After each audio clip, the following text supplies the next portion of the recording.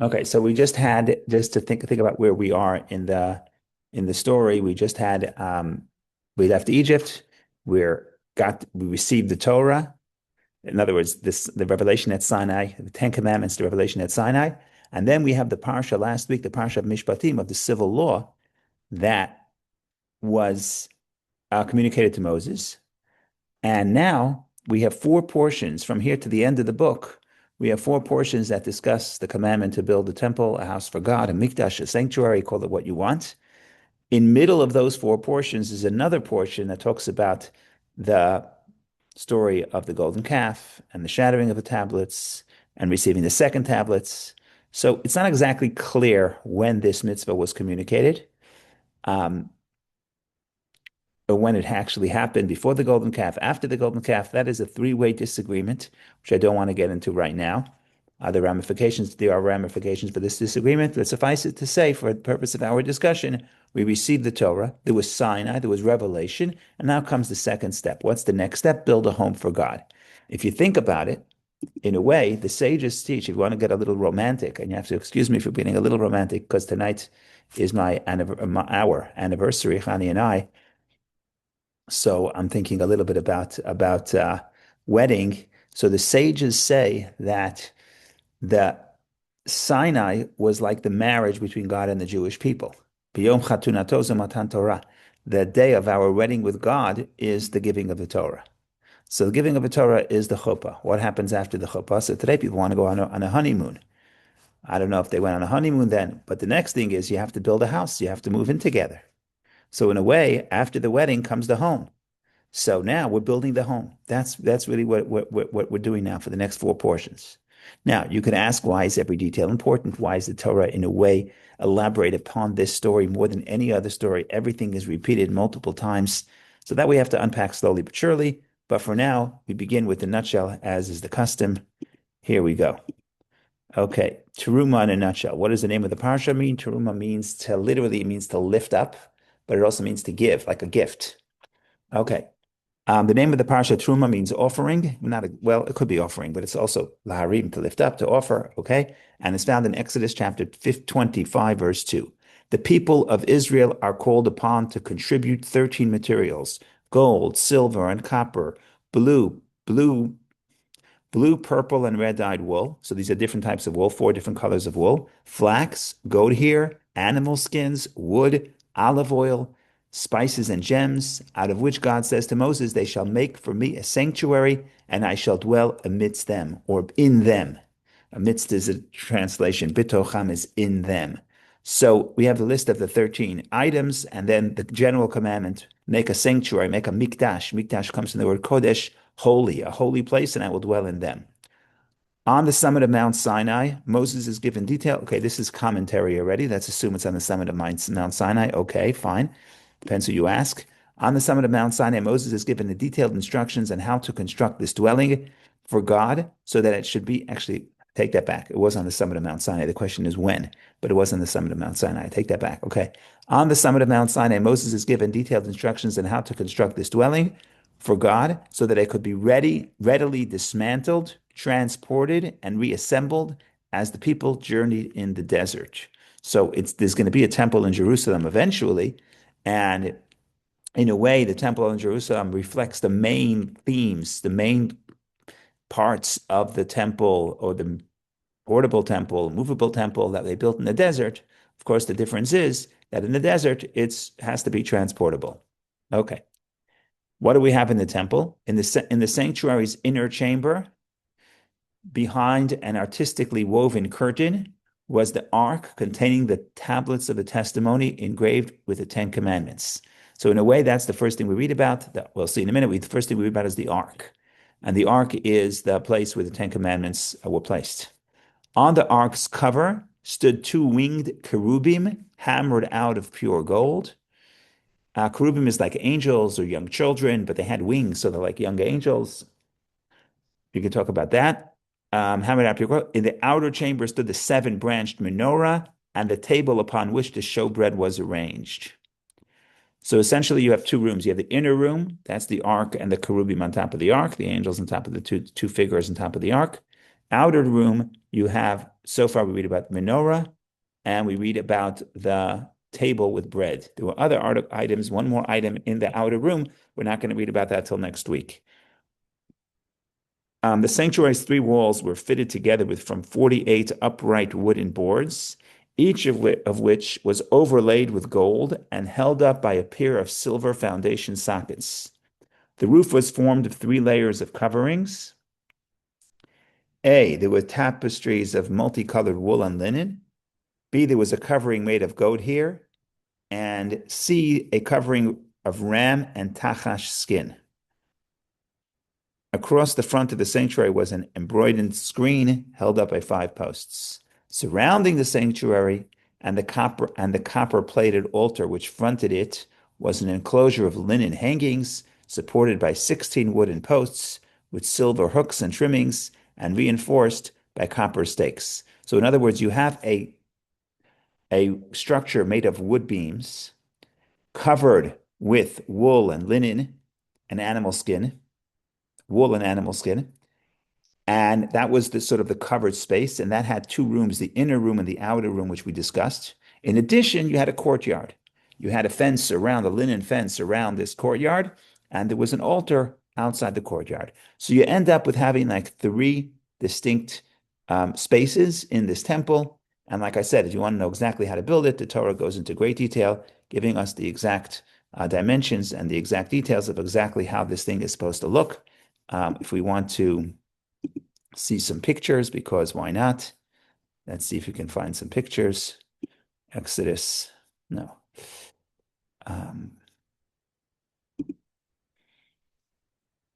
Usually Kahat Chumash has some good pictures. Translation. Do they have the pictures in this one? Okay. Here is the ark. It tells you how to build the ark. Okay, here's the ark with the beams that we can discuss, and then the cherubim. So really, essentially, there was actually three arcs.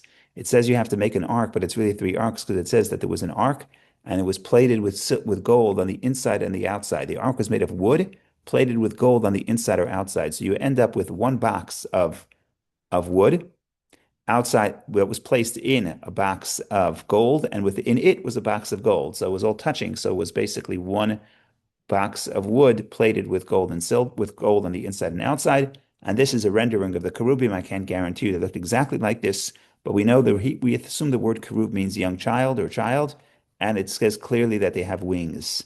So this is the cherubim.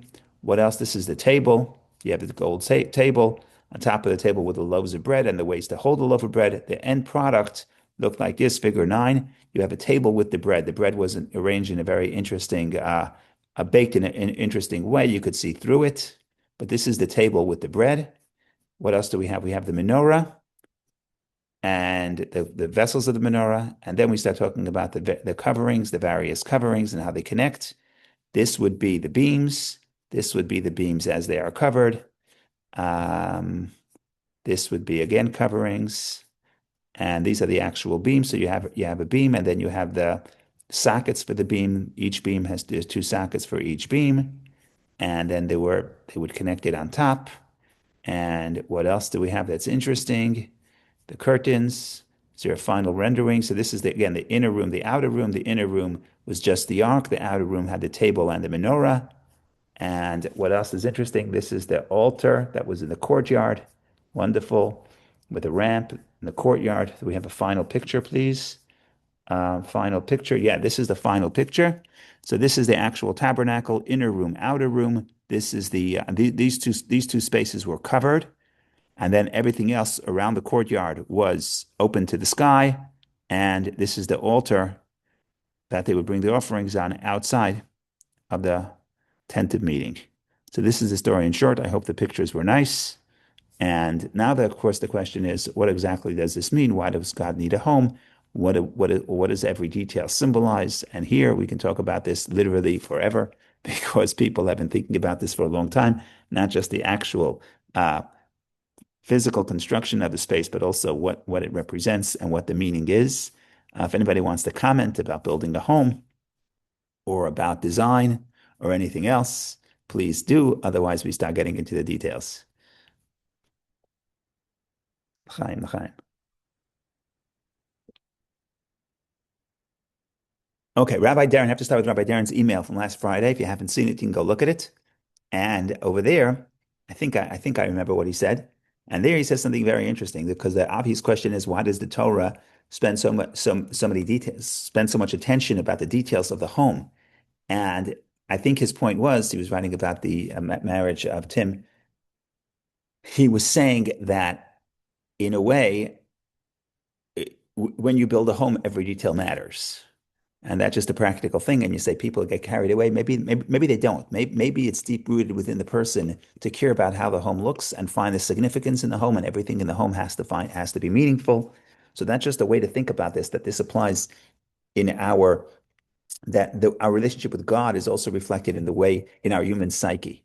And that's why the details of the home is so important because the Torah tells us that our home with God is so important, and that's reflected also in the way we live our life. So that's just a general thing.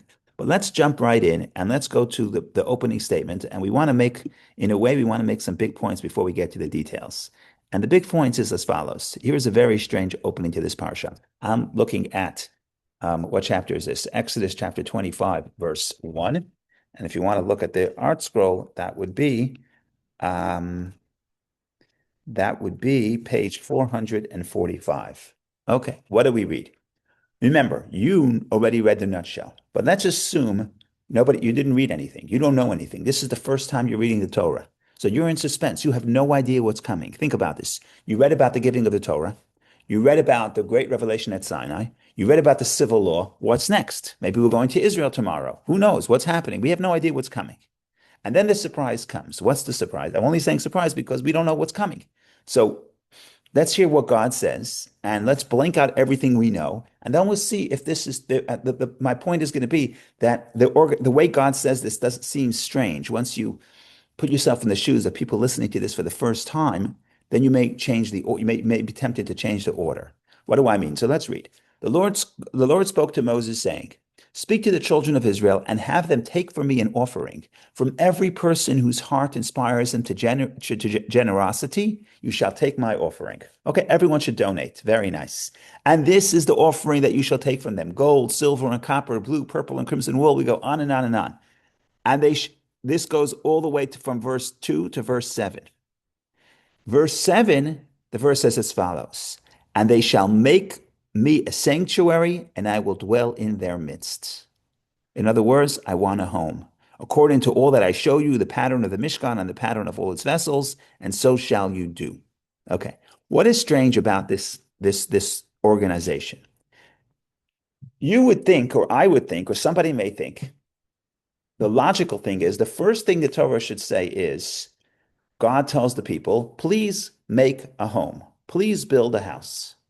Once you build a house, then you could say, oh, we also have to raise money. We need a building campaign. So this is how you should donate for the building campaign. But before you make a building campaign, putting in a plug for the Chabad building campaign here, before you make a building campaign, you have to say what you want to build. So it's strange. God comes to the people and says, could you please give me all this material, all this gold, silver, copper, etc. What do you need it for? Doesn't say. Only after he lists all the things does he say, oh, by the way, all your donations I need for a home. It's very, very strange. It seems like the point is, in a way, the point is to the point is to the point is just to have the campaign. There's a funny story that I'm going to say. I don't know if it's a nice story, not a nice story, but it's said and it's on Chabad.org, so I could say it. So there's a rabbi in Chabad.org, you may know, his name is Rabbi Josh Gordon. His yahrzeit was yesterday. And he has recordings of the entire Torah and the entire Maimonides and the entire Tanya. And unfortunately, he passed away 10 years ago and relatively young. And now there are tens of thousands of people that listen to him every day. Some don't even know he's not alive. They send questions to him through Chabad.org. So this is a fascinating guy. So he says, when he teaches, he has a great sense of humor, and he says all kinds of funny stories. So one story is like this. I don't know why I'm saying this, just for entertainment purposes.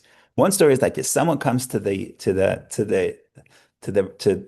was a rabbi who came to another rabbi who was an experienced fundraiser, and he says, I have no idea what to do. I have a synagogue and I can't pay the bills. I have no money. So the rabbi says, listen, I'm telling you what to do. You have to start a building campaign. You have to start a building campaign. There's a building campaign. I can't pay the bills. No, you got to start a building campaign. So he goes home wherever it was, the middle of America, and he starts his building campaign. And he begins the building campaign, well, builds the building campaign, and everything is going great. Money is coming in. It's amazing. 2, 3 years go by. It's amazing. He never had such a good life. What happens then is that 2 years later, he comes back to New York, meets this rabbi, and the rabbi says, "No, what's going on?" He says, "I have no more money." He says, "What happened? I told you to make a building campaign." He says, "Yeah, we built the building. We finished the building." So the rabbi says, "No, I never told you to finish the building campaign. I told you to have a building campaign. Once you finish it, nobody wants to give." That's why am I saying this? I'm saying this because it sounds like the purpose is the campaign. The purpose is the donation. Later, he says, "Oh, by the way, you have to build a home." It's strange. You should say, "I want a home. I want a home, so please donate these items." That's the question. What about the organization? And this leads the Hasidic thinkers to say, one second, if you think about this, maybe the whole point is the donation. What do I mean? I mean, up to this time, up to this point, up to the second half of the book of Exodus, what is happening? God is doing everything. God takes the Jewish people out of Egypt. God reveals his presence on Mount Sinai. God gives them the Torah. What are the Jewish people doing? The Jewish people are completely passive. Now, there could be no relationship if one party is doing everything and the other party is passive. So now God is saying, "I want you to build a home." But why does he want a home? Or what's the value of the home? Or we'll see in a minute, what's the advantage over the home? What's the advantage of the second half of the book of Exodus over the first half of the book of Exodus? What's the advantage of the home, of the temple, or even over Sinai? What's the advantage? The advantage is that the people are bringing the donations, and literally donation means Terumah, means to uplift. The people are uplifting the materials that are necessary to bring the home for God. So in other words, you could look at this whole story and say the important component is that now finally God has a home, whatever that means. We could talk about that.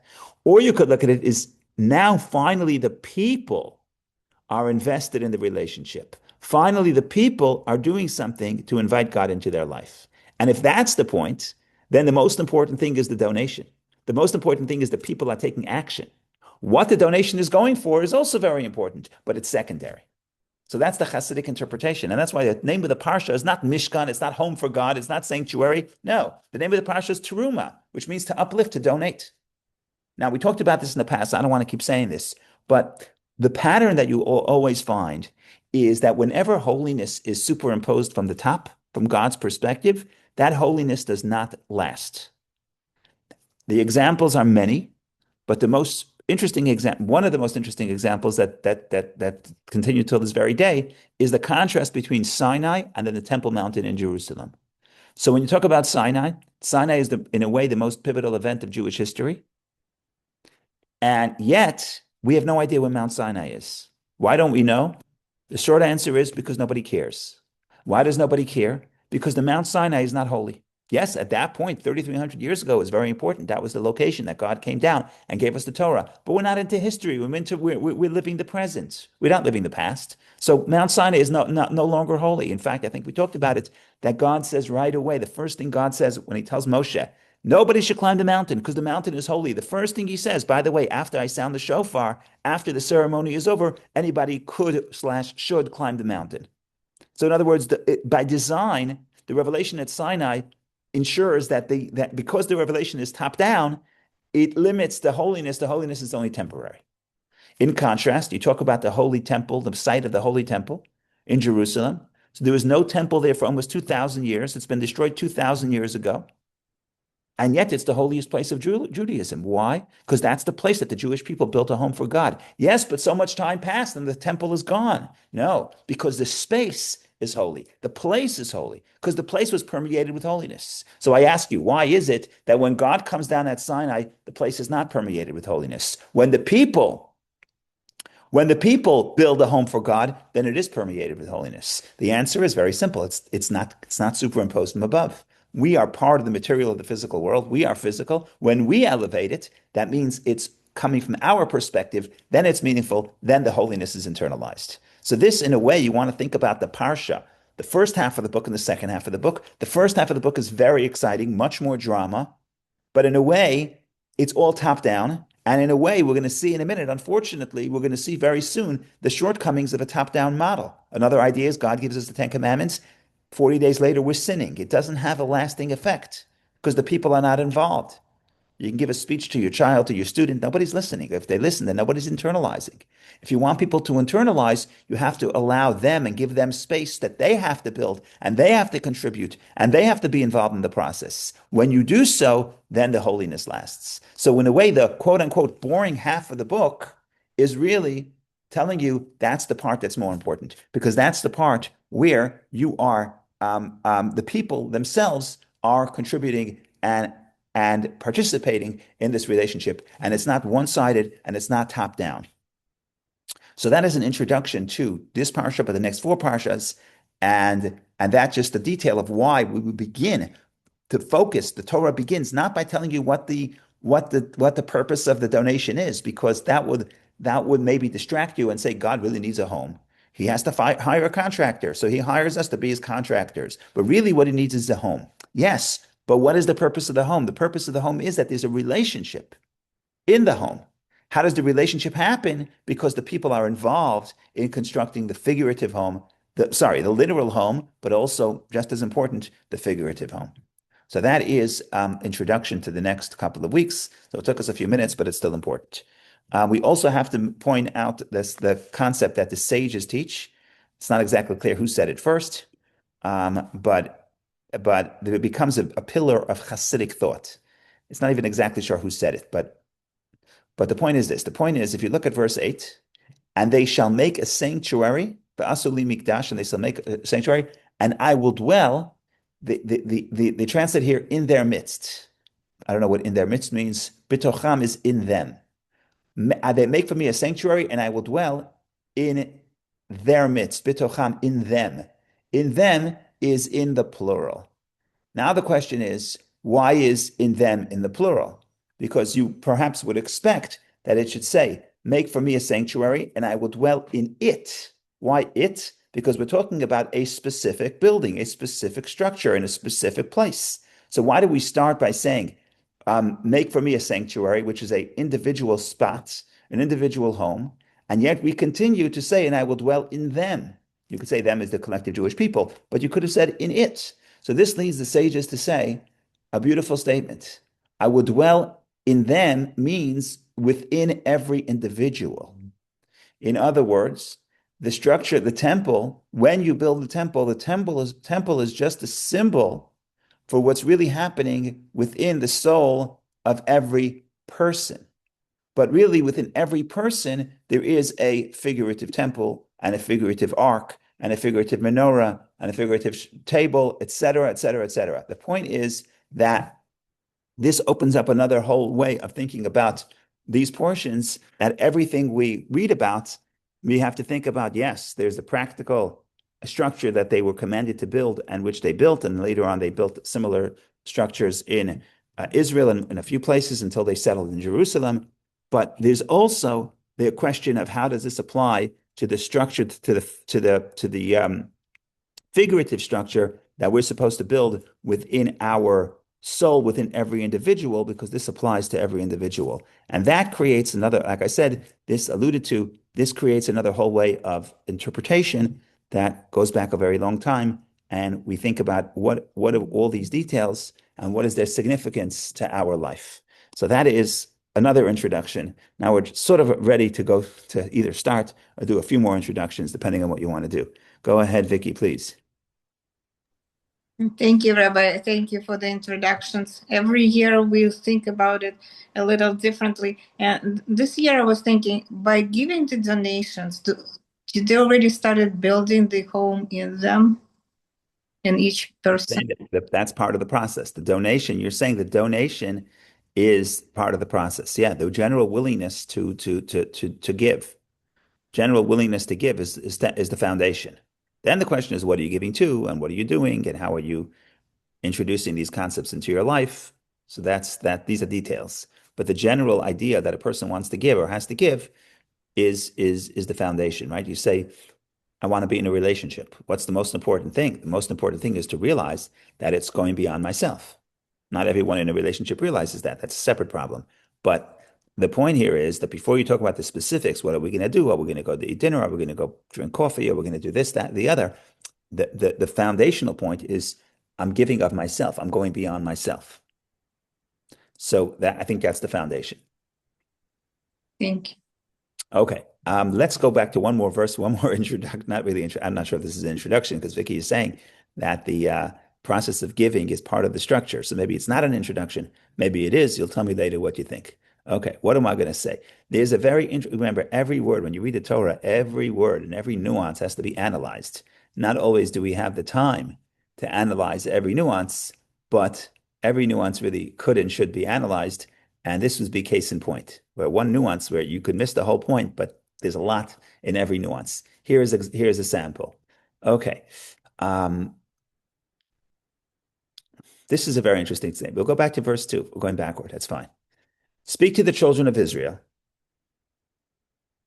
and let them take for me an offering. From every person whose heart inspires him to generosity, you shall take my offering. So make it easy. Let's look at the first clause of the verse. Speak to the children of Israel and have them take for me an offering. Anything strange about that statement? Speak to the children of Israel and have them take for me an offering. How would you say this theme? We need everybody to give donations to God. How would you say it? Which word here is a little bit unusual when you think about the concept of donation and giving? If anybody wants to be brave and jump in.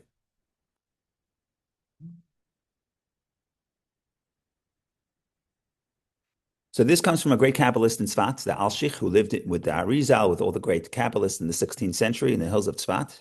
And he wrote a commentary on the Torah called the Alshich, Torah Moshe, the Torah of Moses. His first name was Moshe Alshich. And he says like this, the word that you would expect to be used in verse 2 is not take, it's give. Speak to the children of Israel and have them give for me an offering. From every person whose heart inspires them to generosity, you shall give my offering. We're talking about the people giving. That's the whole point.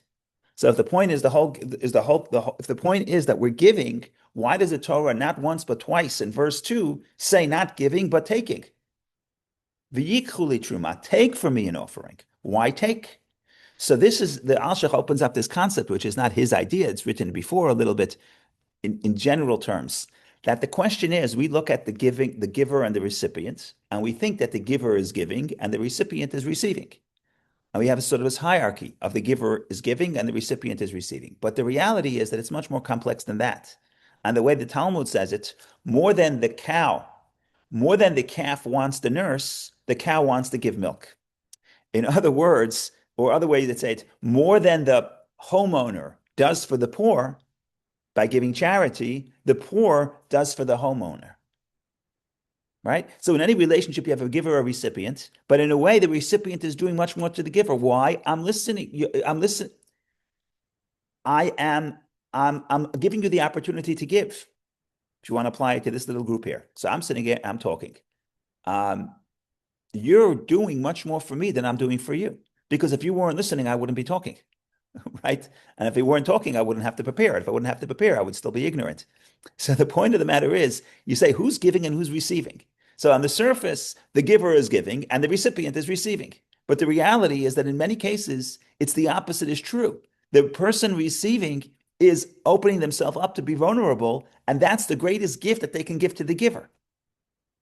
So when you're giving, you're really taking, especially when you're giving to God. When you're giving to God, you're really taking the opportunity. You're getting a benefit for the giving. And that's what the Alshich says.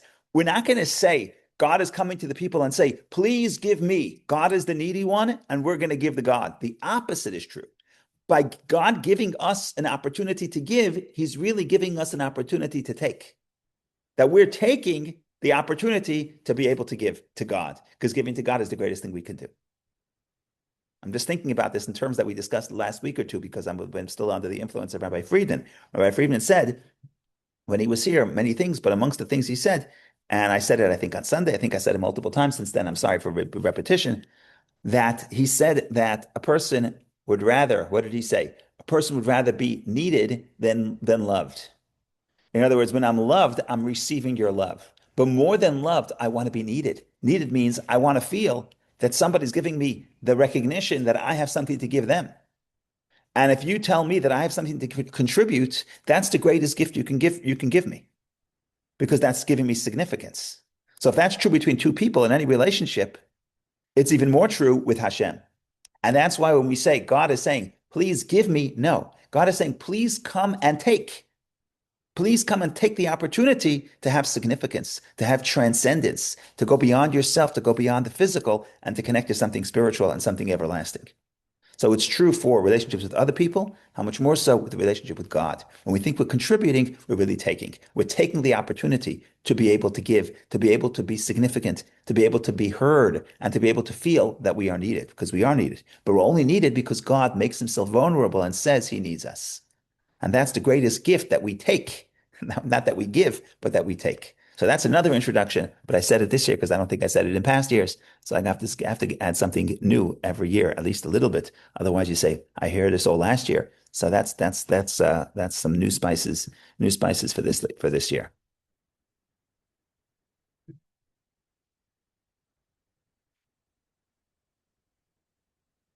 Okay, we could still talk about the general idea of the Mishkan and what is the Mishkan, and we could talk about the specifics of of the various vessels. I'm just trying to think how we should start with the general, the specific. I just want to say as follows. I just want to say that what's very interesting is that part of the a critical part of this idea of building the home as being in a relationship with God is that it was not regulated. Each person can give what they want and however much they want. Because that's what he says right away in verse 2. Each one according to, what does verse 2 say? Um, every person whose heart inspires him to generosity, you shall take my offering. So everybody gives as much as they want and the type of material they want. So in a way, it's a way of expressing the unique contribution of every individual. And not every individual has the same emotional connection to this project. And there's also so many ways of thinking about this. Okay, I don't want to get too detailed here, but suffice it to say that for most things, every person can give whatever they want. There was one specific concept, the foundational sockets, the silver for the foundational sockets, which we'll read about later, and that was given, everybody had to give equally.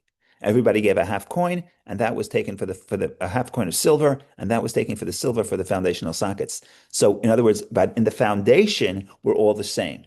We all have a commitment to God in the foundation, right? You go deep down, the foundation is the same. But you want to talk about the contribution here, we don't want everyone to be the same. We want every person to give based on their personality and their feeling and their own individuality.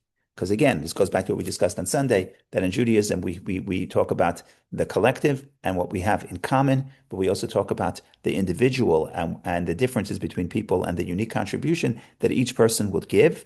And that is expressed really in the concept of this sort of double form of gift. One gift that equalizes everybody. Everybody give a half a coin, and that's the foundation. Because on the foundational level, we all are connected.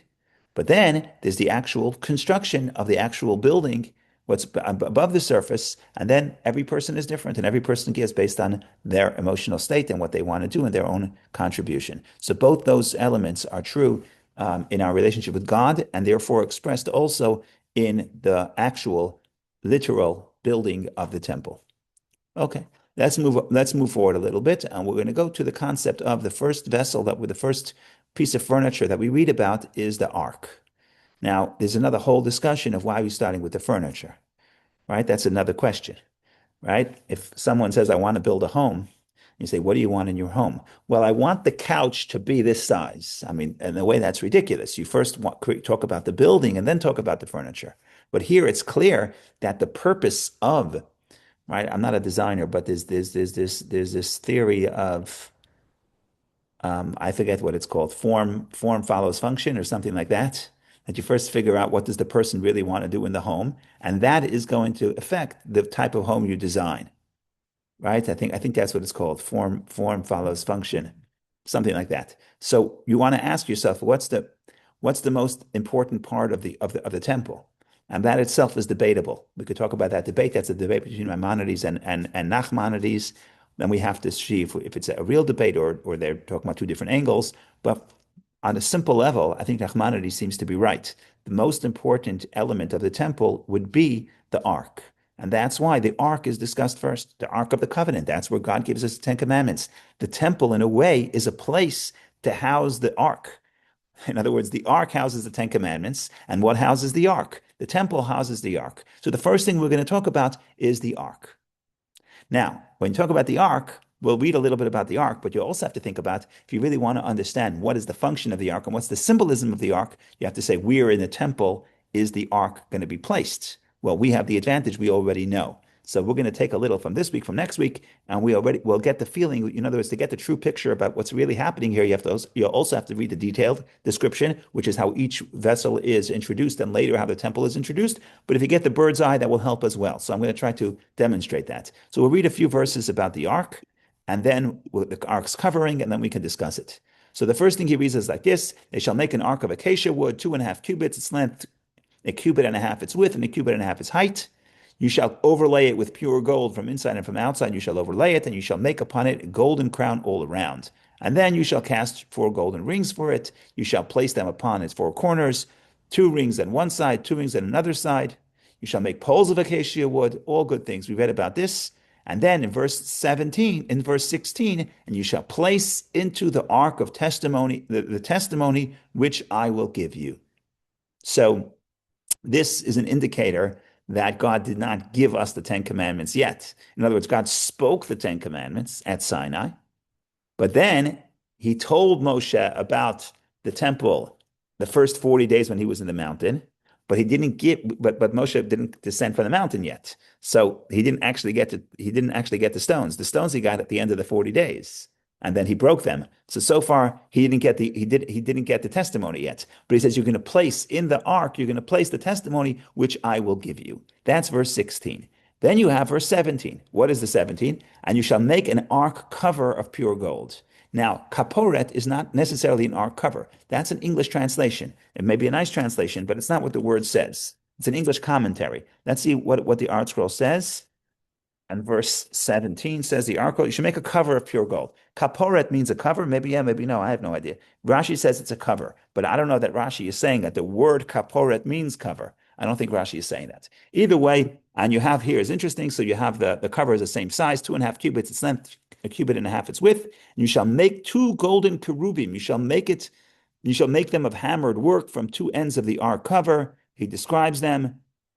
He talks about the wings in verse 20. The cherubim shall have their wings spread upwards, shielding the ark cover with their rings, with their faces toward one another. Turned toward the ark cover shall be the faces of the cherubim. We saw the picture. So you have the box. On top of the box is a covering. Out of the covering emerge 2 pieces of gold, like faces or angels. And then you have the wings covering over, sort of above their head, and that covers over the ark covering. And then he says 21 and then 22. I will arrange my meeting with you there, and I will speak with you from the ark cover, from between the 2 cherubim that are upon the ark of the testimony, all that I will command you unto the children of Israel. This is a very interesting verse. Interesting verse here says that once the ark is built, once the temple is built, it's actually called Ohel Moed, the tent of meeting. And here it says, I will arrange my meeting with you there. In other words, God is now going to speak to Moshe, and the voice is going to emerge. It's not a physical voice, but the voice of prophecy is going to emerge from between these cherubim, these two, I don't know what to call them, these angels, children, these 2 images, which is very strange. But that's what happens. Up to that point, Moshe has prophecy in other places. This he hears on Mount Sinai.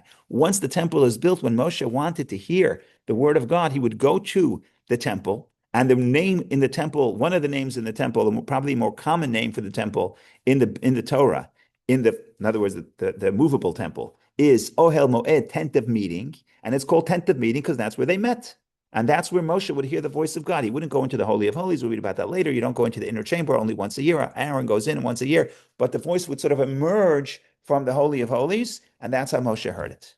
Okay, that's very nice. The question is, what does this mean? What is the ark? What is the covering of the ark? What is the voice that's coming? What's really happening here?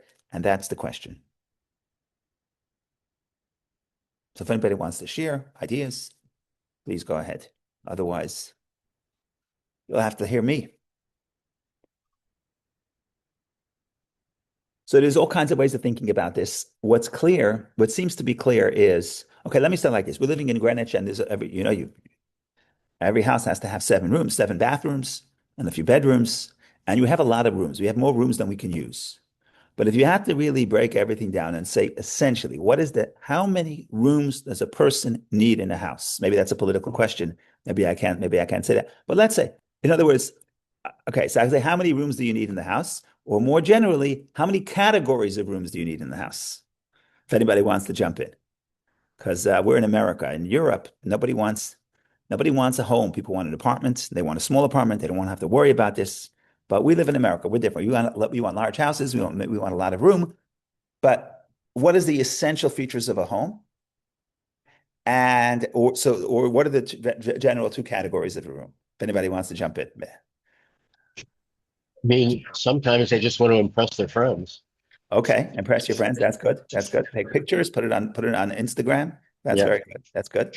God is also impressing. God is saying, I want a home and I want gold, I want wood, I want it gold plated. He's got an impressive home. Okay. Sort of looks like sort of the gold behind you. So God also wants to impress his friends. Okay, but what I'm saying is like this. Essentially, there are two categories of rooms. When people come to your house, there's the rooms that you let other people into your house into, and then there are the rooms that you don't let other people into.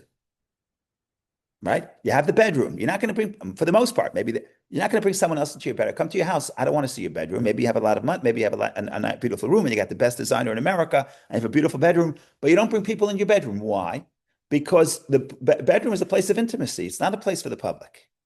And then you have rooms where I come into your house, you want to bring me, you want to invite me, and you bring me into the room. Now, it could be a dining room, it could be a living room, it could be a family room. So in America, we have multiple categories for each of these. But generally speaking, there's two categories. There's the room where you bring people in, and the room where you don't, because it's a place of intimacy.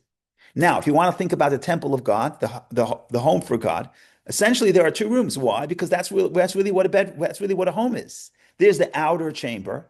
People come into the outer chamber. What do you have in the outer chamber? What do you really need? Okay, you need a couch because in America you need a couch, but you need a table and you need light. That's what you need. What do you need? So you have a menorah and you have a table. That's your dining room. It's very clear that we're talking about a dining room here. Right now, in America, we have many homes, many rooms before you get to the dining room, but it's all the same concept. It's the concept that when you bring someone into your life, you bring someone into your house, you have a place where you could spend time, where you could eat, where you could hang out. And then the inner room, nobody goes into the inner room. In the temple, only Aaron, the high priest, goes in once a year. What happens in the inner room? It's a place of intimacy. What do you see there? So there's the ark, okay, but what's the symbolism on top of the ark? You have two cherubim facing each other. The Medrash says it's actually male and female. And the idea here is that this represents that the fact that the Jewish people and God are face to face. It's a little tricky to say this because we're not supposed to make imagery of God, which is another whole discussion.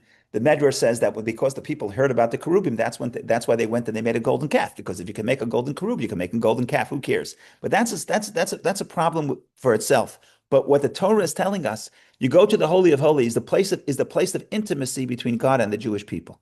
And that's why it's not for everybody to come there. Even we don't go there. We only go there once a year, Yom Kippur, where we celebrate this intimacy. Now, if you think about that, now we have to go back and read the ark and say, what is actually the ark? And what is the cherubim? And what is the sense of intimacy and closeness where there's nothing between the Jew and God? But you see what I'm saying, even before we talk about the specifics of the ark, just understanding that the ark is being placed in the Holy of Holies, which is basically the bedroom, which is basically a place of intimacy where nobody goes into.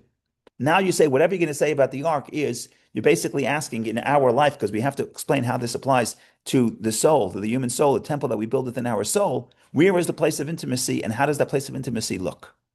So this is what we have to do in the next few minutes. But so far, everybody agrees. You agree with me with the home? Do you have two general categories? Yeah, I'm assuming that if nobody is disagreeing, then everybody is in agreement. But I'm trying to say things that are controversial. I'm trying to drum up some tension here. But okay. Now we get to a debate. It's going to look like a very simple debate because it's very technical. But the Hasidic commentary, specifically the Rebbe, explains how there's not a technical debate. There's a lot at stake here. And you have to be careful whenever you read a Talmudic debate and it seems like it's just either technical or not important or semantical. it's never just on the surface. It's always an invitation to a big idea and a big debate. And again, I'm going to try to show this case in point. This is only one example, but you can do this to really every single debate. So here's the big debate. You ready for the big debate? It seems like just a debate of classification, but it's much, much more than that. There's two great classic commentators, which we talk about all the time. Rashi, everybody knows Rashi. And then there's Nachmanides. I mentioned him once today. But Nachmanides is one of the classic commentators. He lived in the 13th century, and he was a little bit after Rashi, and he was very respectful of Rashi. So, excuse me, whenever he offers his commentary, he says, Rashi says this, I disagree for these and these reasons. But he almost starts every single one of his commentaries by quoting Rashi, and then he always disagrees. In other words, if he doesn't disagree, he doesn't quote it, right? So his book is all about disagreement. His commentary on Rashi is all about disagreements. It's translated in English. He's much more elaborate than Rashi, but he has a different style. Okay, what is the big debate here? Rashi says you cannot classify the ark and its covering as the same vessel. They are two different vessels. They're two different pieces of furniture. Even though in the picture, if you remember the picture that I showed you, it looks pretty much like there's just a covering, right? Let's see if I can find the picture again. But do we have the picture? Yeah, here's the picture, right? If you look at this, if you look at the ark and its covering, this is what the ark looks like. This is the ark, 3 arks. The middle one is gold, is wood. The outer one and the inner one is gold, and then you have a covering on top. And this is the final product. It looks like the ark. It looks like a box with its covering. But Rashi says no, you cannot classify them as one vessel. It's really 2 vessels. There's the ark and there's the covering. And Rashi has some proof. The proof is that before we read verse 16, before we read about the covering, it says, verse 16, and in the ark you shall place the testimony that I will give you. Meaning to say that the ark itself is already the ark, and that finishes. And once you place the ark, and then you start talking about the cover. Okay, without getting into Rashi's proof, Rashi is saying it's called a full-fledged ark, even without the covering. So Rashi says, this, ladies and gentlemen, is the ark. The covering is a separate vessel, classified as something separate.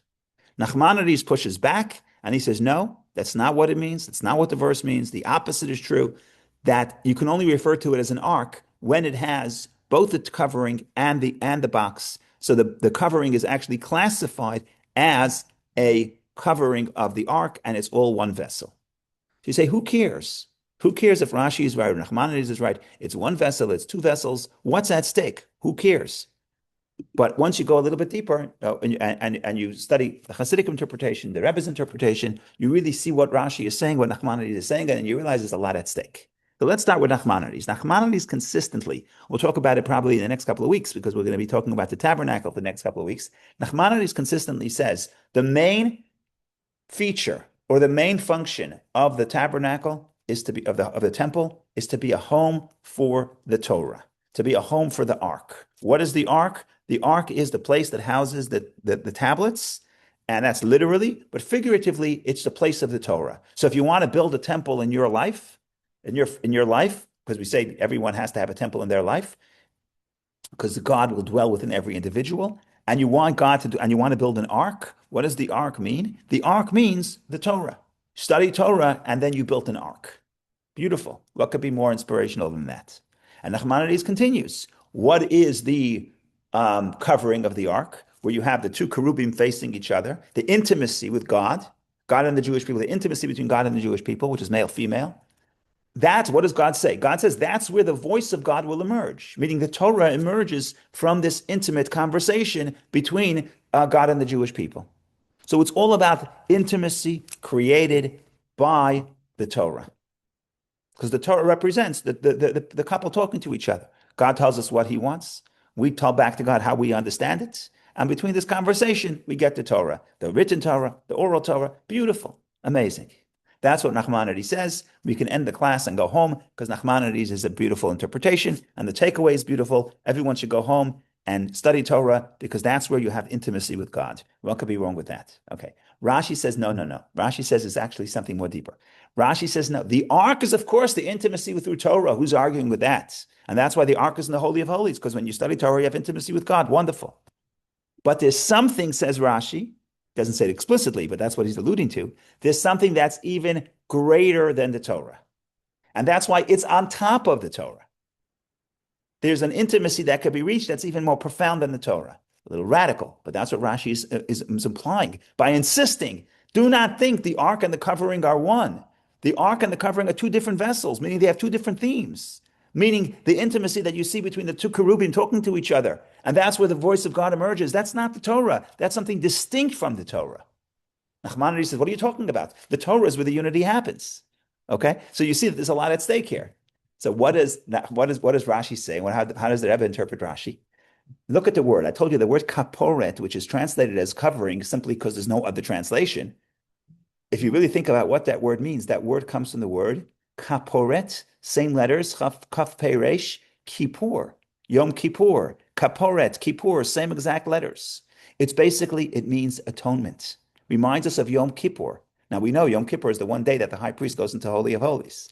So what's really happening here is the ark is the Torah. The Torah is the law. The law says how you have an intimate relationship with God.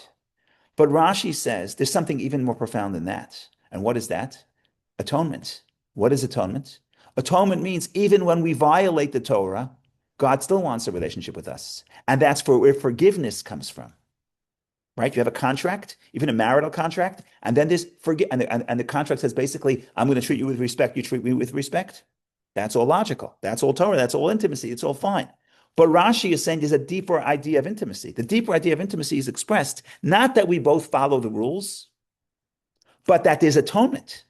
And atonement means that even if the rules are violated, we can find it within ourselves to forgive each other. And that's a much deeper connection. And that is not based on understanding. And that's why we understand the word keruv. We're not sure what keruv means, but Rashi says it's from the Aramaic word karavia, means like a child. You have unconditional love. And we talked about this also in the past. I don't remember what week, but we talked about this, that it's much easier to display unconditional love to young children. Once the children start achieving and start getting good marks on their tests, which is beautiful, gives you a lot of nachas, but then it's very hard to, but then that sort of tampers with the unconditional love. I'm so proud of my child. They got 100 on his test. So do you proud of them because they got 100 on the test? Or is the love unconditional? And if they get tomorrow they get a 72 on the test, are you going to be more upset or less upset? Right? So this idea that is an unconditional love that is actually felt more strongly. It exists with all children, but you don't feel it necessarily. It's not on the surface. So the unconditional love that is expressed to young children is the kaporet, is the atonement that sits above the Torah. So Rashi is saying, of course, we find intimacy with God through Torah.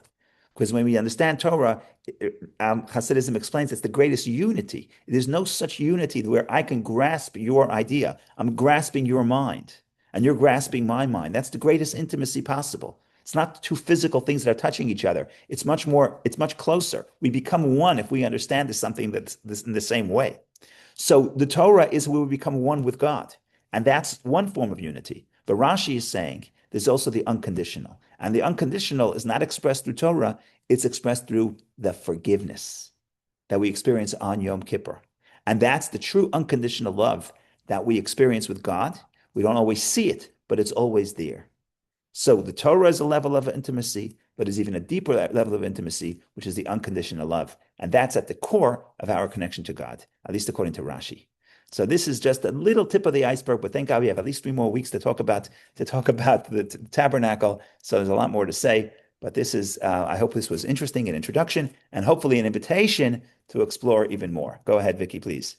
Well, thank you, Rabbi, and I'll respond to your invitation. I want to explore the chronology of it. So you're saying that Nachmanides disagreed with Rashi, but what was there to disagree with? I think it's a beautiful idea. Well, this is the later Rebbe's interpretation. This is the Rebbe's interpretation of the disagreement between Nachmanides and Rashi. Nachmanides and Rashi go to war, and the war is the ark and the covering one vessel, or is it 2 vessels? And Nachmanides explains it has to be one vessel because the Torah is the ark. I'm sorry, the ark is the Torah, and the cherubim is the unity that you get through studying Torah. And that's why the voice to Moshe, that, by the way, after Sinai, all of the rest of the Torah, the book of Leviticus, the book of Numbers, the book of Leviticus starts, God spoke to Moshe at the tent of meeting. So from the 3rd book of the Torah, all the Torah comes through the two cherubim.